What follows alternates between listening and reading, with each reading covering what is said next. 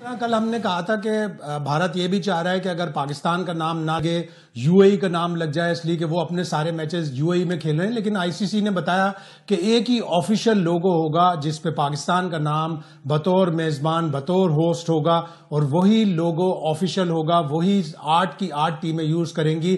اب بھارتی cricket board کے سیکریٹری نے بھی اس کی تصدیق کر دی کہ بھارتی ٹیم کی شرٹوں پر بھی وہی لوگو ہوگا آئی سی سی کا آفیشیل، جس پہ پاکستان کا نام بطور میزبان لکھا ہوگا۔ تو بڑی جیت ہے پاکستان کے لیے، پاکستان کے موقف کی۔ پاکستان کرکٹ بورڈ نے ان خبروں کو، جب یہ خبریں بھارتی میڈیا میں آئی تھیں، بالکل کوئی توجہ نہیں دی تھی اور بالکل مسترد کر دیا تھا کہ ایسا نہیں ہو سکتا، اس لیے کہ آئی سی سی کا کوئی ٹورنامنٹ ہوتا ہے، اس میں آفیشیل لوگو ہوتا ہے، اس کی وائیولیشن نہیں ہو سکتی، اور تمام ٹیموں کو اپنی کٹ بھیجنی پڑتی ہے آئی سی سی کو اپروول کے لیے۔ اس میں ساری اسپیسیفیکیشن لوگوز کی، کمرشل اسپانسرز کی اور ہوسٹ کنٹری کی اسپیسیفیکیشن ہوتی ہیں، تبھی وہ کٹ اپروو ہوتی ہے۔ تو یہ اب بھارتی کرکٹ بورڈ نے کہہ دیا۔ اب آخر بھارت کی کب تک مانی جائے؟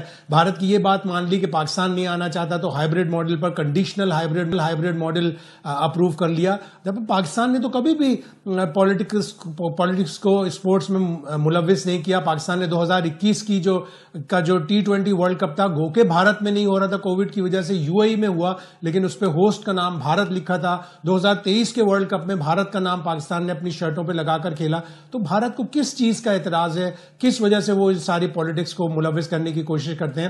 لیکن آل از ویل دیٹ اینڈز ویل، اور اب بھارتی ٹیم بھی لوگو پاکستان کے نام کے ساتھ کھیلے گی۔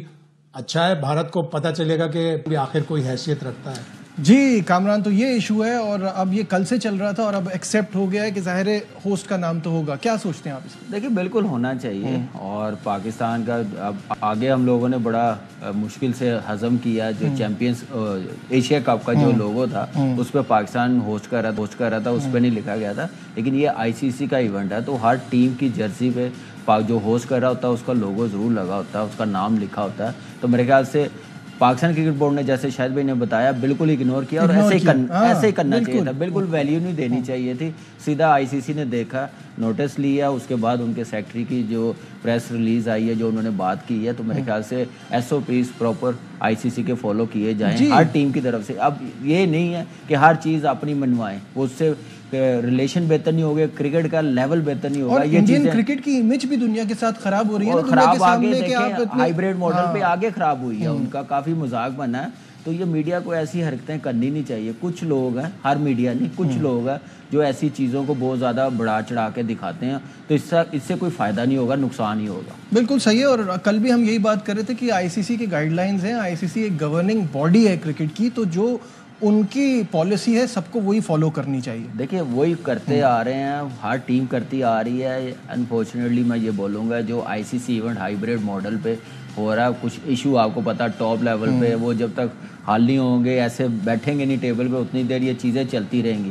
وہ بھی آئی سی سی کوشش کرے حل کروانے کی، تو زیادہ بہتر ہے۔ اب اس چیز پہ کوئی کمپرومائز نہیں ہونا چاہیے، جیسے کریں گے ویسا پاکستان کو بھی رسپانس دینا پڑے گا۔ آپ دیکھیں اگلے 3 سال کے لیے پاکستان کرکٹ بورڈ نے ان کو کنونس کیا نا، آئی سی سی کو، بی سی سی آئی کو بھی کیا، لیکن اب جیسا وہ چاہ رہے ہیں ویسا ہی ہم لوگ بھی ویسے ہی رسپانس کریں۔ ہم نے بڑی پہل کی ہے، 1 قدم 2 قدم ہم لوگوں نے آگے بڑھائے ہیں، لیکن اب ان کی طرف سے بھی پازیٹیو رسپانس آنا چاہیے۔ اٹ میک سینس نا، جو آپ کا بیہیویئر ہے ٹورڈز اس اینڈ آر کرکٹ، وہی ہم سے بھی ایکسپیکٹ کیجیے، تو اسی طرح چلے گا۔